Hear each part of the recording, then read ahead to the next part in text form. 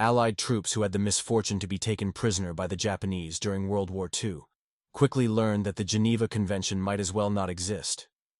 They endured years of malnutrition, starvation, disease, neglect, torture, slave labor, and other war crimes. Many prisoners were murdered outright. Only a little more than half ever saw home again. These are their stories of strength and resilience, based on interviews and oral histories from veterans and the daughter of a prisoner of war.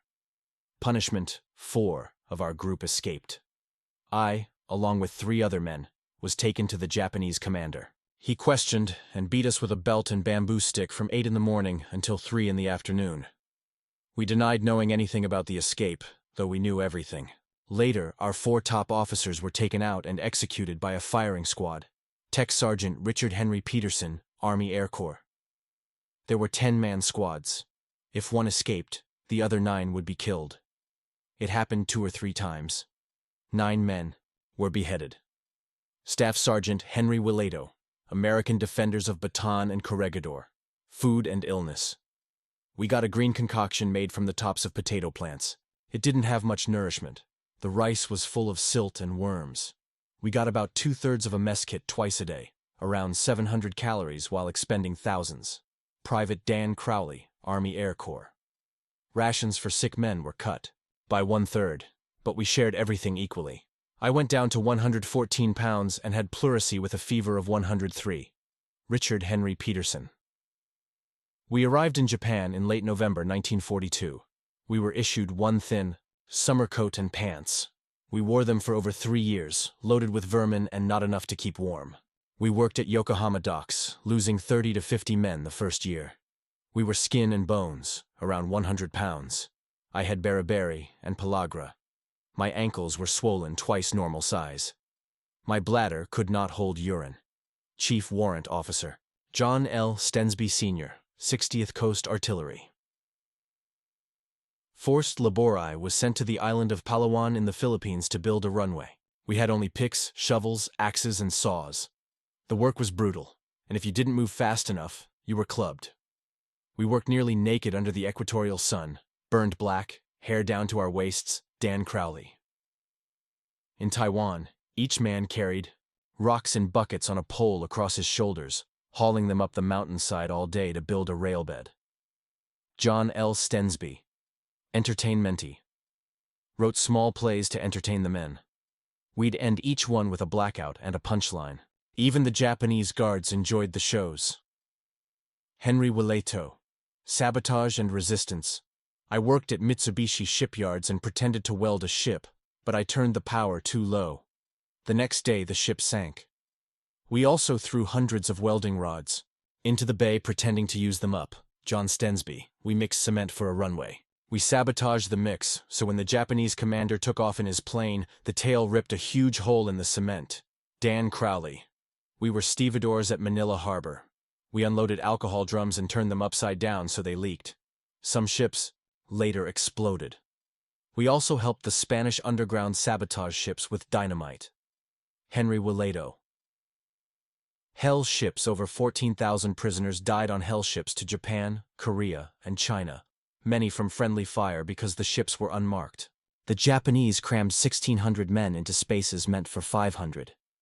In the heat, men screamed for air and water. Some went mad and attacked others. Jan Thompson, daughter of a prisoner of war. On the Totori Maru, 2,000 men were packed below deck. We could not all lie down. Food was a cup of fish soup and crackers contaminated with soap. Many died and were buried at sea. Richard Henry Peterson. Meningi spent a year and a half at a 400-year-old copper mine in Ashio, Japan.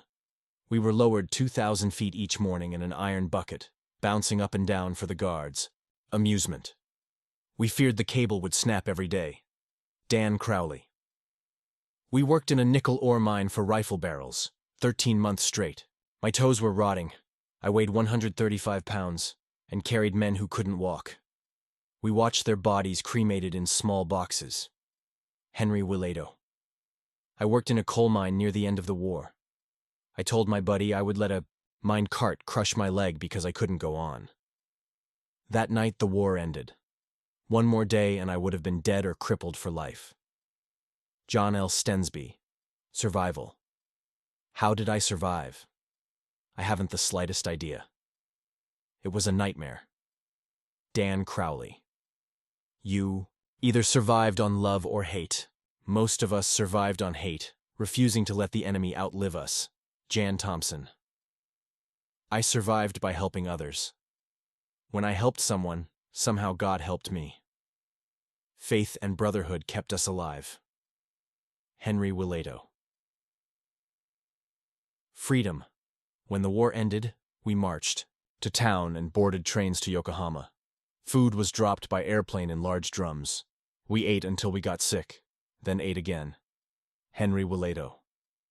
Actual freedom took time to believe. We were wasted, abandoned creatures. During our flight out, 2 engines failed in the dark.